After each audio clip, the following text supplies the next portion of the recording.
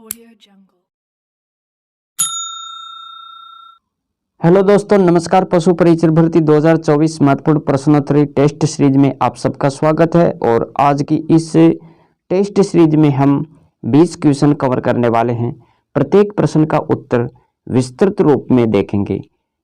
इसमें सब्जेक्ट हम यहाँ पर देखने वाले हैं दैनिक विज्ञान, राजस्थान जीके, पशुपालन, सामान्य ज्ञान।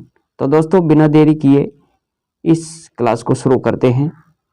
चैनल पर पहली बार देख रहे हो तो चैनल को जरूर सब्सक्राइब करें, क्योंकि मैं इसी तरह का कंटेंट आप सबके लिए लेकर आता रहता हूं। तो शुरू करते हैं आज की इस टेस्ट सीरीज को। दोस्तों, पहला क्वेश्चन है, पशुओं के रखरखाव में दिया जाने वाला आहार कहलाता है, उसका आपको चयन करना है। Ideal ration, balanced ration, maintenance ration, gestation ration. इनमें से आपको सही ऑप्शन का चयन करना है। तो दोस्तों, इसका सही विकल्प क्या हो जाएगा? ऑप्शन सी, अरे मेंटेनेंस राशन। पशु राशन क्या है? वह मात्रा जो एक जानवर को 24 घंटे की अवधि में मिलती है।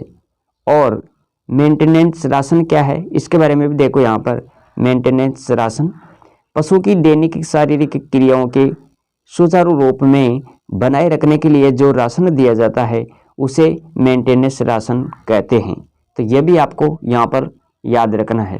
बैलेंस्ड राशन क्या है, इसके बारे में भी देखो। यहाँ पर फीड की वह मात्रा जो किसी जानवर के विकास, रखरखाव, स्तनपान या गर्भधारण जैसे विशिष्ट उद्देश्यों को पूरा करने के लिए आवश्यक पोषक तत्वों की उचित मात्रा और अनुपात में आपूर्ति करेंगी, उसे क्या बोलते हैं? अरे बैलेंस्ड राशन बोलते हैं।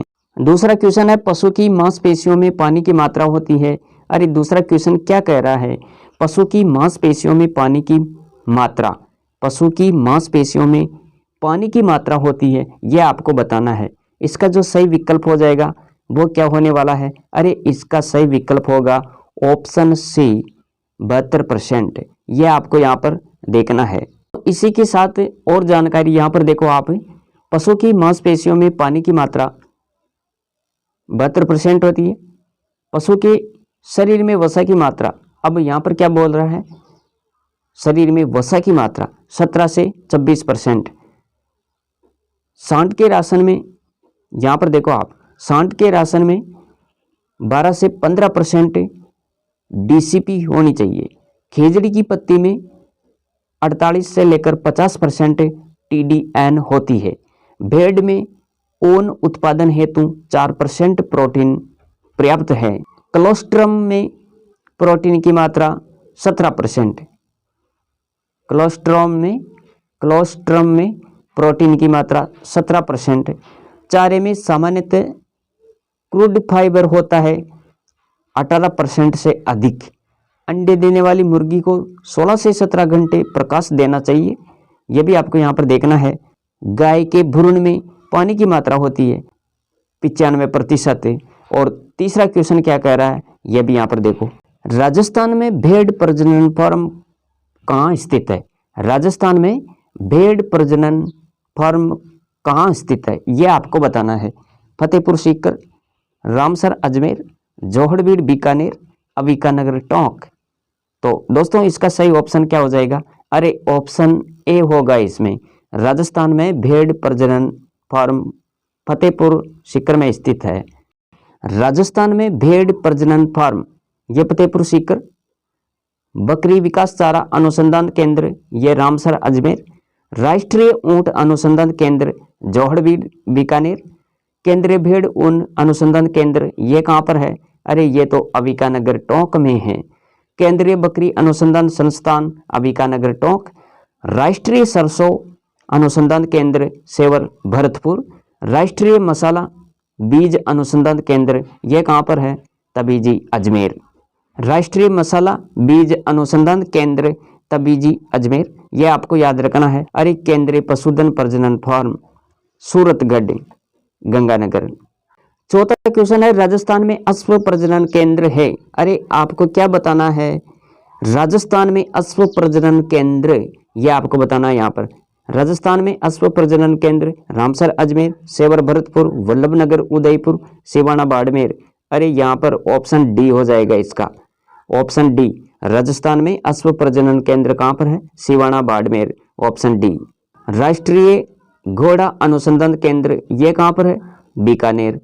भैंस प्रजनन केंद्र वल्लभनगर उदयपुर। केंद्रीय बकरी अनुसंधान केंद्र मखदूम मथुरा। बकरी विकास चारा अनुसंधान केंद्र, अरे ये तो रामसर अजमेर में है। पांचवा क्वेश्चन है, राजस्थान में कुक्कुट सर्वाधिक किस जिले में है? कुक्कुट सर्वाधिक किस जिले में है? अजमेर, जयपुर, सीकर, उदयपुर। सही ऑप्शन का आपको क्या करना है? अरे चयन करना है। तो इसका जो सही विकल्प हो जाएगा वो क्या होगा दोस्तों? Option A Ajmer. राजस्थान में कुक्कुट सर्वाधिक किस जिले में है? अजमेर में है। वर्ष 2012 के अनुसार राजस्थान में न्यूनतम पशु घनत्व वाला जिला कौन सा है? अरे जैसलमेर है। अब 6 नंबर का क्वेश्चन देखो यहाँ पर, राजस्थान में सीमेंट बैंक स्थापित है। राजस्थान में सीमेंट बैंक स्थापित है, कहाँ पर स्थापित है? पांचबत्ती जयपुर, हिंगोनिया जयपुर, बस्सी जयपुर, हनुमानगढ़। सही ऑप्शन क्या होगा इसमें? अरे इसमें सही ऑप्शन होगा ऑप्शन सी बस्सी जयपुर। राजस्थान में सीमेंट बैंक स्थापित है बस्सी जयपुर। सबसे पहले फ्रोजन सीमेंट 1951 में उपयोग में लिया गया। सबसे पहले फ्रोजन सीमेंट से 1951 में बच्चा पैदा हुआ। और ये भी जानकारी आप यहाँ पर देखें, राजस्थान में भारतवर्ष का कितना प्रतिशत दूध उत्पादन होता है यह आपको बताना है। अरे राजस्थान में भारतवर्ष का कितना प्रतिशत दूध उत्पादन होता है? Option A 10%। राजस्थान में भारतवर्ष का 10% दूध उत्पादन होता है। 8 नंबर का क्वेश्चन है, राजस्थान का न्यूनतम दूध उत्पादन वाला जिला बताओ।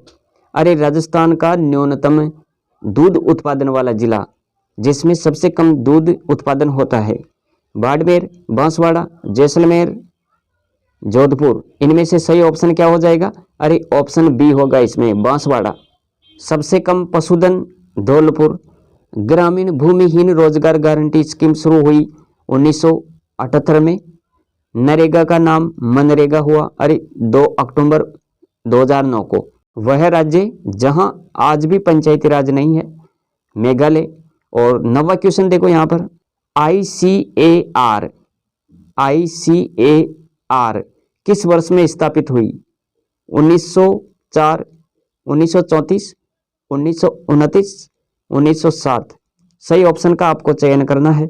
तो दोस्तों इसका जो सही विकल्प होगा वो क्या हो जाएगा? Option C 1929। सिरोही नस्ल बकरी के विकास के लिए फार्म स्थित है। सिरोही नस्ल की बकरी के लिए विकास के लिए फार्म स्थित है फतेहपुर सीकर। गिर नस्ल सुधार के लिए अनुदान पर बछड़ा मिलता है रामसर अजमेर। ग्राम आधार योजना की शुरुआत, ग्राम आधार योजना की शुरुआत प्रथम पंचवर्षीय योजना में की गई। भारत में राष्ट्रीय प्रसार सेवा 1953 में शुरू हुई। यह भी आपको यहाँ पर नोट करना है। 10वां क्वेश्चन है, प्रधानमंत्री सड़क योजना कब शुरू हुई? प्रधानमंत्री सड़क योजना कब शुरू की गई यह आपको बताना है। 2000, 1952 में, 1951, 1953। अरे इसका सही ऑप्शन क्या होगा ये आपको यहाँ पर देखना है। तो दोस्तों याद रखिए इसका सही ऑप्शन है ऑप्शन ए 2000 में। प्रधानमंत्री सड़क योजना कब शुरू की गई? सन 2000 में। पशु पोषण संस्थान ये कहाँ पर है? जामडोली जयपुर। और भेड़ प्रजनन फार्म सीकर की स्थापना का वर्ष है सितंबर 1972। रामदेव पशु मेला मानसर नागौर में आयोजित किया जाता है। और ऑपरेशन फ्लड कार्यक्रम 1970 में प्रारंभ हुआ था। ऑपरेशन फ्लड कार्यक्रम 1970 में प्रारंभ हुआ था। और पशुपालन विभाग की प्रथम योजना नस्ल सुधार योजना, यह याद रखें। उपकेंद्र का प्रभारी LSA होता है। अगला क्वेश्चन देखो, रबी की फसल है। रबी की फसल आपको बतानी है इनमें से चावल, मक्का, गेहूं, बाजरा। रबी की फसल कौन सी है? अरे इसमें तो सही ऑप्शन होगा ऑप्शन सी गेहूं। और गेहूं के बारे में आपको क्या ध्यान में रखना है? गेहूं का ये जो नाम है, ये क्या नाम है इनका, यहाँ पर देखें ट्रिटिकम एस्टिवम, ये सामान्य गेहूं है। रबी की फसल अक्टूबर नवंबर में बोए मार्च अप्रैल में काटा जाता है, ये भी आपको यहाँ पर देखना है। और गेहूं की उन्नत किस्मों की बात करें तो दोस्तों याद रखें सोनालिका, कल्याण सोना, लोकवान, सरबती, सोनारा आदि, ये सब आपको यहाँ पर गेहूं के बारे में देखना है। चावल के बारे में देखो, चावल का जो नाम है ये क्या नाम है, अरे ओराइजा सेटाइवा। और ये क्या है, ये खरीफ की फसल है। कब उगाया जाता है, कब काटा जाता है, इसके बारे में देखो। यहाँ पर वर्षा ऋतु में बोया जाता है और शीत ऋतु में प्रारंभ होने से पहले काट लिया जाता है। इसकी किस्में कौन कौन सी हैं, बासमती, स्वर्णदाना, परमल, जगन्नाथ, ये सब इनकी उन्नत किस्में हैं। चावल उत्पादन में भारत विश्व में प्रथम स्थान पर है। 12 नंबर का क्वेश्चन है, किसी वस्तु द्वारा प्रति सेकंड में तय की गई दूरी को कहते हैं। अरे किसी वस्तु द्वारा प्रति सेकंड में जो दूरी तय की जाती है उसे क्या कहते हैं। यहाँ पर देखो गति, चाल, दूरी, वेग, इनमें से आपको सही ऑप्शन का क्या करना है, चयन करना है। तो सही ऑप्शन का चयन करना है तो यहाँ पर देखो इसका सही विकल्प क्या हो जाएगा, ऑप्शन बी होगा, चाल। और दोस्तों चाल के बारे में आपको ये भी ध्यान में रखना है, चाल किसी वस्तु द्वारा प्रति सेकंड में तय की गई दूरी को चाल कहते हैं। और ये चाल का सूत्र यहाँ पर देख सकते हैं, दूरी बटा समय। और चाल को किससे मापते हैं, स्पीडोमीटर से, यह भी आपको यहाँ पर देखना है। और इसके बाद में वस्तु की चाल सदैव धनात्मक होती है। किसी वस्तु का वेग धनात्मक और ऋणात्मक दोनों हो सकता है। किसी वस्तु का वेग धनात्मक और ऋणात्मक दोनों हो सकता है। यह एक अदिश राशि है और इसका एसआई मात्रक ये आपको यहाँ पर देखना है। अगला क्वेश्चन है, भोजन की ऊष्मा को मापा जाता है। अरे भोजन की ऊष्मा को किससे मापते हैं, किसमें मापते हैं। भोजन की ऊष्मा को मापा जाता है जूल, कैलोरी, ऊर्जा, तापमान। दोस्तों इसका जो सही विकल्प हो जाएगा वो क्या हो जाएगा, अरे ऑप्शन बी होगा इसमें, कैलोरी। भोजन की ऊष्मा या ऊर्जा को कैलोरी से मापते हैं। ऊष्मा, भोजन की ऊष्मा ऊर्जा को कैलोरी में मापा जाता है। 1 कैलोरी बराबर 4.186 जूल, ये आप याद रखें। ऊष्मा का मात्रक जूल है। ऊष्मा एक प्रकार की ऊर्जा है जो अधिक ताप वाली वस्तु से कम ताप वाली वस्तु की तरफ तब तक प्रवाहित होती है जब तक दोनों का ताप समान ना हो जाए। अब तापमान के बारे में आपको यहाँ पर देखना है कि वस्तु के गर्मपन और ठंडेपन के माप को क्या कहते हैं, ताप। ताप मापने के पैमाने भी यहाँ पर देखें, 2 निर्धारित बिंदु अनुसार निम्नतम बिंदु जमाव बिंदु, उच्चतम बिंदु भाप बिंदु। इसके आधार पर हम यहाँ पर 4 ताप माप देखने वाले हैं। ताप मापने के चार ताप पैमाने हैं। ये यहाँ पर ताप पैमाने दिए गए हैं और इधर निम्नतम बिंदु है, ये उच्चतम बिंदु होगा यहाँ पर। और मानव शरीर के लिए ये महत्वपूर्ण है जो यहाँ पर है। अब देखो सबसे पहले हम पहला ताप पैमाना देखते हैं, सेल्सियस।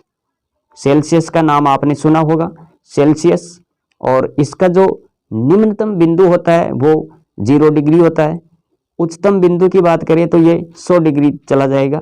और मानव शरीर के लिए 37 डिग्री ये सामान्य तापमान याद रखें, 37 डिग्री।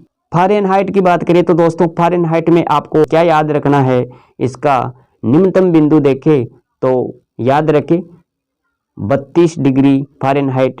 उच्चतम बिंदु की बात करें तो 212 डिग्री फ़ारेनहाइट याद रखें। और मानव शरीर के लिए यहाँ पर देखें 98.6 डिग्री फ़ारेनहाइट, ये याद रखना। यहाँ पर ताप पैमाने में हम ये तीसरा ताप पैमाना देखें, यहाँ पर र्यूमर। और इसका निम्नतम बिंदु कितना है, अरे 0 डिग्री आर। और यहाँ पर उच्चतम बिंदु 80 डिग्री आर याद रखें। और मानव शरीर के लिए यहाँ पर 29.6 र्यूमर याद रखना है। चौथा ताप पैमाना है केल्विन। और केल्विन के बारे में आपको ये याद रखना है कि इसे डिग्री में नहीं देख सकते आप। केल्विन का निम्नतम बिंदु है 273 केल्विन और उच्चतम बिंदु क्या होगा 373 केल्विन और मानव शरीर के लिए 310 केल्विन। ये आपको याद रखना है। यहाँ पर ताप मापने का जो एसआई मात्रक है वो क्या है, ताप मापने का एसआई मात्रक केल्विन है और केल्विन ताप पैमाने में डिग्री प्रयोग नहीं लेते हैं, ये आपको यहाँ पर देखना है। और नेक्स्ट क्वेश्चन है दोस्तों, थारपारकर नस्ल हेतु केंद्रीय पशु प्रजनन कहाँ स्थित है, ये आपको बताना है। नौर, हनुमानगढ़, चोटन बाड़मेर, सूरतगढ़, गंगानगर, मालवा, मध्य प्रदेश। दोस्तों इसका जो सही ऑप्शन होगा वो क्या हो जाएगा, अरे ऑप्शन सी होगा इसमें, सूरतगढ़, गंगानगर। थारपारकर नस्ल हेतु केंद्रीय पशु प्रजनन केंद्र कहाँ पर स्थित है, तो याद रखें सूरतगढ़, गंगानगर। अब यहाँ पर विस्तृत रूप में हम जानकारी देखने वाले हैं। सूरतगढ़, गंगानगर, यहाँ पर गाय की थारपारकर नस्ल के लिए केंद्रीय पशु प्रजनन केंद्र स्थापित किया गया। नौहर, हनुमानगढ़ में क्या है, गौवंश परिपालन केंद्र। चौहटन, बाड़मेर, यहाँ पर कांकरेज नस्ल के लिए प्रजनन केंद्र स्थापित किया गया है। और मालवी नस्ल का मूल स्थान क्या है, मालवा, मध्य प्रदेश। दोस्तों 15 नंबर का क्वेश्चन है, सेवाड़िया पशु मेला। सेवाड़िया पशु मेला का आयोजन होता है, ये कहाँ पर होता है, ये आपको बताना है। रानीवाड़ा, सांचौर, अंजारी गांव, सिरोही, धौलपुर, सोरसेन, बारा। सही ऑप्शन का आपको क्या करना है, चयन करना है। तो याद रखिए इसका जो सही विकल्प हो जाएगा वो होगा दोस्तों ऑप्शन ए, रानीवाड़ा, सांचौर। अरे सेवाड़िया पशु मेला कहाँ लगता है, रानीवाड़ा, सांचौर। सेवाड़िया पशु मेला रानीवाड़ा, सांचौर। यह मेला चैत्र शुक्ल एकादशी को भरता है। कांकरेज मुर्रा नस्ल का क्रय विक्रय यहाँ पर होता है। मार्कंडेश्वर मेला, यह भी देखो यहाँ पर, अरे ये अंजारी गांव, सिरोही में लगता है। और सेपऊ महादेव मेला, ये धौलपुर से संबंधित है, यह भी आपको यहाँ पर देखना है। इसके बाद में ब्रह्माणी माता का पशु मेला, ब्रह्माणी माता का पशु मेला ये कहाँ पर लगता है, अरे सोरसेन, बारा में लगता है ये तो। और यह पशु मेला हाड़ौती क्षेत्र का गधों का सबसे बड़ा मेला है। इसके बाद में अगला क्वेश्चन देखो यहाँ पर, रंगमहल सभ्यता किस जिले से संबंधित है, भीलवाड़ा, हनुमानगढ़, नीम का ताना, कोटपुतली, बहरोड। सही ऑप्शन का आपको क्या करना है, चयन करना है। अरे दोस्तों रंगमहल सभ्यता ये तो हनुमानगढ़ जिला आ जाएगा इसके अंदर। रंगमहल, पीलीबंगा, कालीबंगा ये सब हनुमानगढ़। याद रखें भीलवाड़ा में बागौर सभ्यता, जहाजपुरा सभ्यता, बांका सभ्यता ये भीलवाड़ा से संबंधित है। हनुमानगढ़ की बात करें तो रंगमहल, पीलीबंगा, कालीबंगा, करणपुरा ये सब सभ्यता कहाँ पर है, हनुमानगढ़। नीम का थाना में अरे गणेश्वर सभ्यता याद रखे, सुनारी सभ्यता आपको ध्यान देना है। और कोटपुतली, बहरोड की बात करें तो जोधपुरा, बेराड सभ्यता ये सब कोटपुतली, बहरोड में आ जाएगा। तो 17 नंबर का क्वेश्चन है, इंद्रधनुष क्रांति के संस्थापक है। इंद्रधनुष क्रांति के संस्थापक कौन है, MS Swaminathan, doctor Varghese Kurien, Sam Pitroda, इनमें से कोई नहीं। सही ऑप्शन का आपको क्या करना है, चयन करना है। तो दोस्तों याद रखें इसका जो सही विकल्प हो जाएगा वो क्या होगा, ऑप्शन ए, इंद्रधनुष क्रांति के संस्थापक MS स्वामीनाथन। इंद्रधनुष क्रांति में सभी कृषि क्रांतियों पर निगरानी रखना इसका क्या है, मुख्य उद्देश्य है। इंद्रधनुष क्रांति में सभी कृषि क्रांतियों पर निगरानी रखना इसका मुख्य कार्य है। घोषणा 20 जुलाई 2002 में की गई, यह भी आपको देखना है यहाँ पर। और इसके संस्थापक कौन है, MS स्वामीनाथन। के बाद में और देखो यहाँ पर श्वेत क्रांति का संस्थापक डॉक्टर वर्गीस कुरियन, यह भी याद रखना है।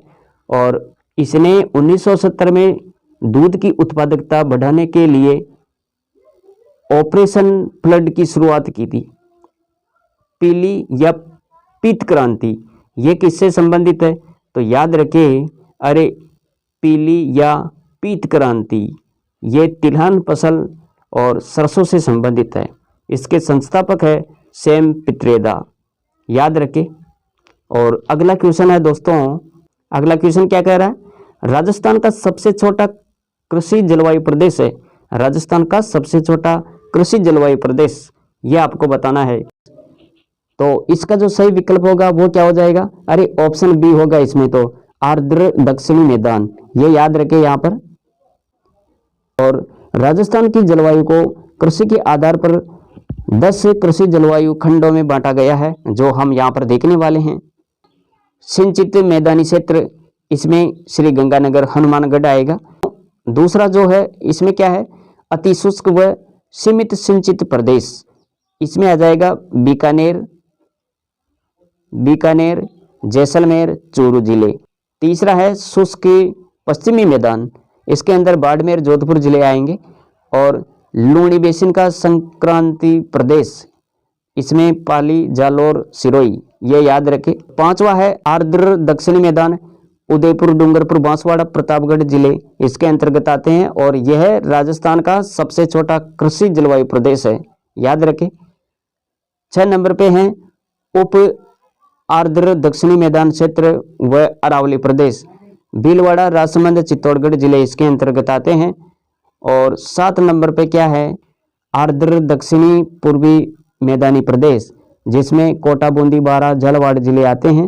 और 8 नंबर पे देखो भाड़ संभाव्य पूर्वी मैदानी प्रदेश, अलवर, भरतपुर, धौलपुर, करौली, सवाई माधोपुर जिले सम्मिलित है इसके अंदर।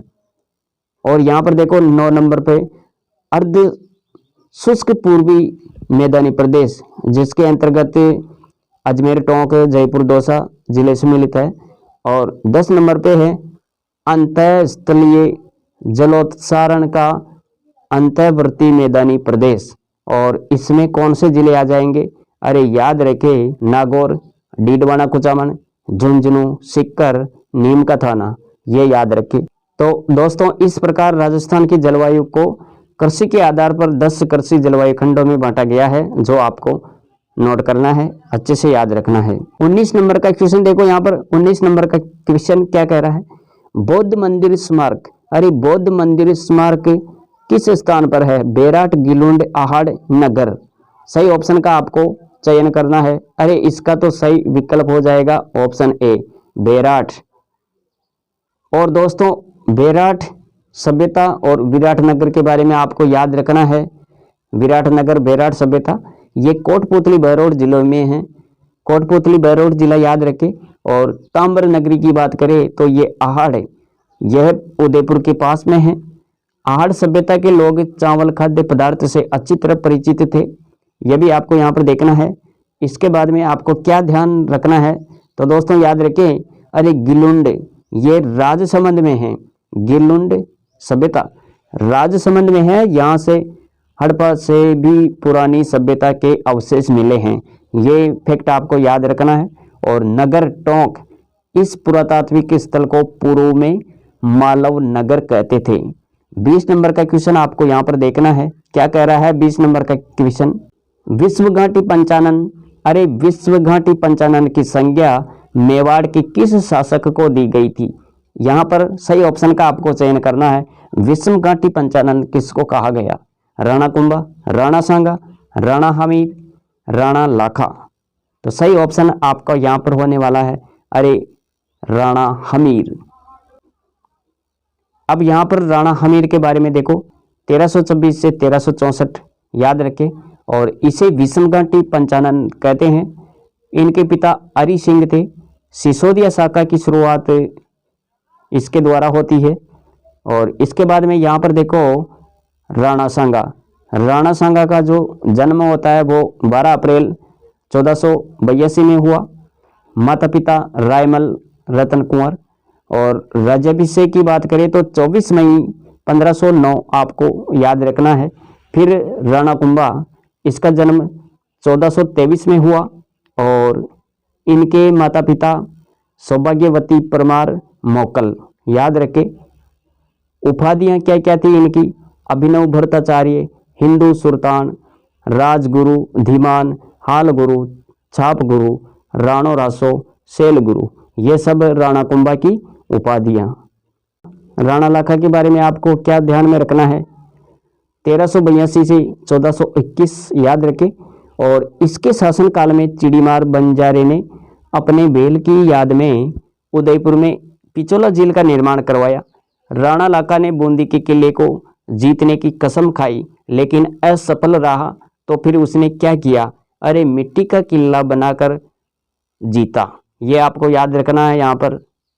इसके बारे में और देखो, राणा लाका के समय जावर में चांदी की खान मिली। राणा लाका ने शर्त अनुसार मोकल को अपना उत्तराधिकारी बनाया और बड़े पुत्र चूड़ा को मोकल का संरक्षक बनाया। अरे कुंवर चूड़ा को मेवाड़ का भीष्म पिता भी कहते हैं। दोस्तों ये थी आज की क्लास, आज की टेस्ट सीरीज, पशु परिचर महत्वपूर्ण भर्ती वाली टेस्ट सीरीज आप देख रहे थे। और कमेंट करके जरूर बताइए ये टेस्ट सीरीज, ये मेरा प्रयास आप लोगों को कैसा लगा। अगली वीडियो देखने के लिए अगर आपने चैनल को सब्सक्राइब नहीं किया तो चैनल को जरूर सब्सक्राइब करें और ये क्लास अपने मित्रों तक भी शेयर करें ताकि उनको भी ये टेस्ट सीरीज पूरी तरह पढ़ने को मिल सके और इस टेस्ट सीरीज का फायदा उन्हें भी मिल सके। तो दोस्तों मिलेंगे अगली वीडियो में, तब तक जय हिंद, वंदे मातरम। Thanks for watching.